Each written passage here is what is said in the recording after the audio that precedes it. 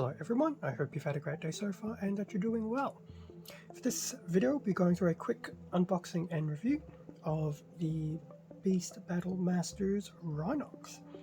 And this particular iteration of Rhinox is all part of the Transformers Rise of the Beasts figure line that is basically now dropping into shelves everywhere and anywhere.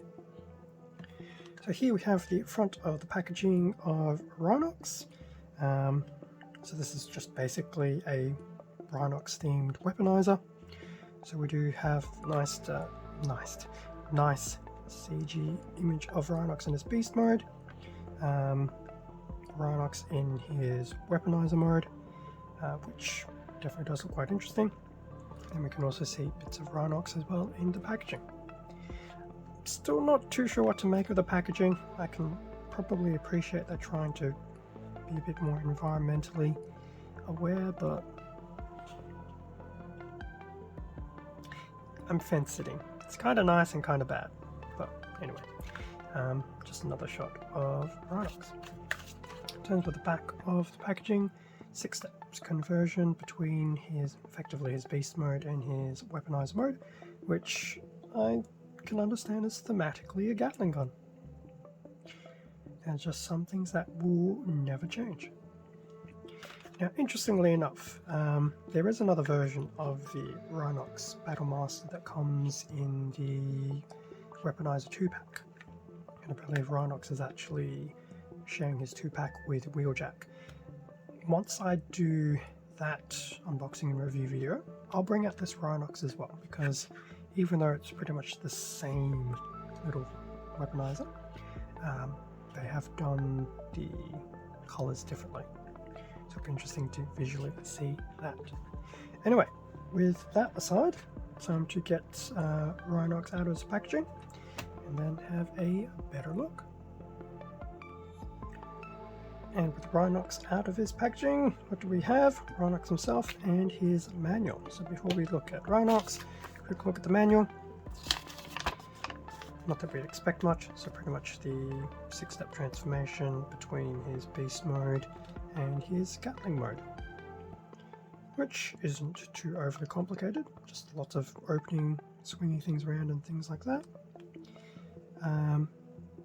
But yes, it's basic inside. It's a huge Gatling barrel, and then how to pretty much flip out the handle and then equip it into a particular figure. That's pretty much it.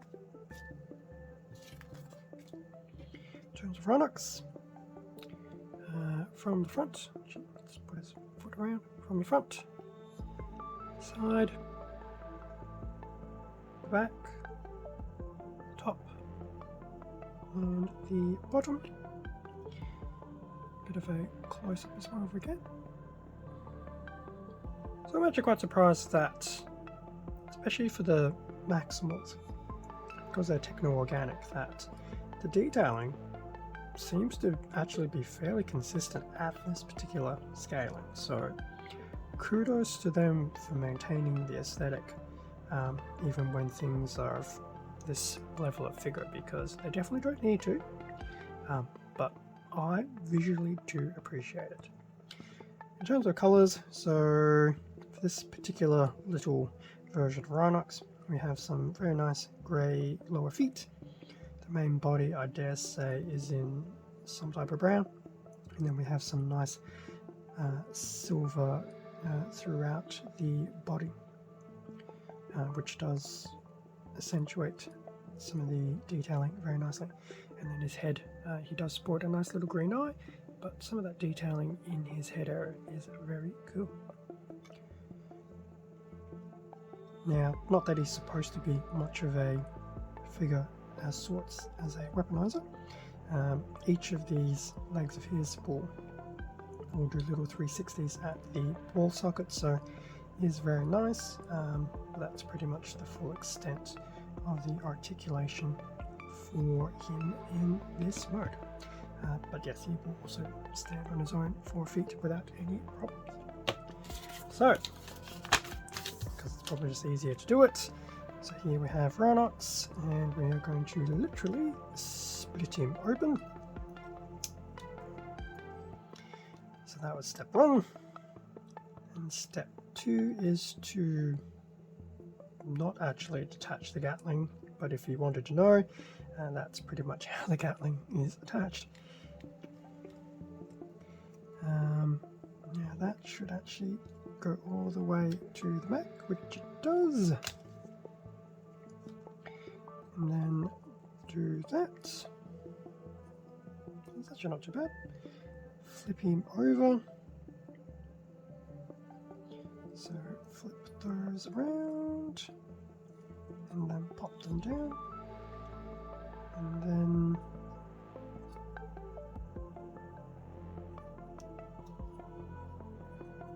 looks like those ones will just come down like so. So that's not too bad. So that's pretty much the transformed weaponizer, and there is the handle. Now, interestingly enough, especially when you look at that, I actually thought that you were able to hold it like underslung. And I guess you could. I mean, that's looking at it as an underslung. In fact, if I move the manual out of the way because it's doing focusing. So that would be an underslung version. The manual does suggest that it's supposed to be held more like a traditional firearm.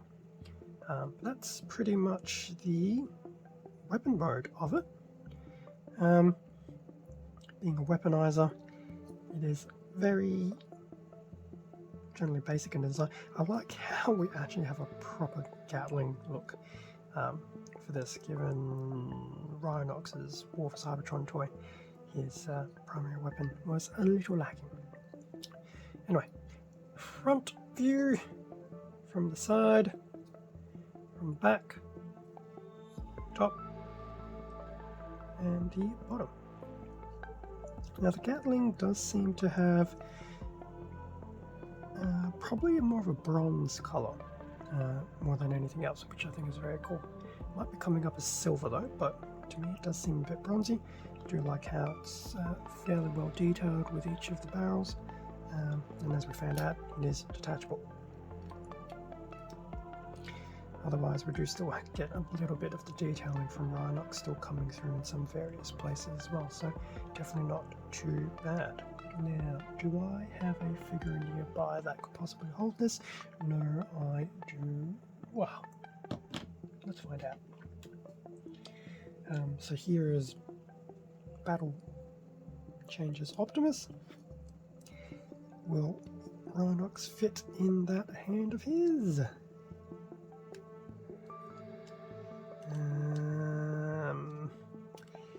The answer is probably no, because I think things get in the way.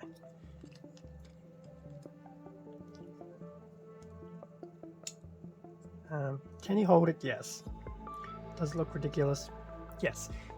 Definitely don't recommend using the Battle Changes line to hold the weaponizers. Obviously the weaponizers line is probably a better starting point if you want something small. And unfortunately I don't have a Deluxe or a Voyager near me within arm's reach, so definitely not too bad looking. I think thematically it's very nice, especially for Rhinox.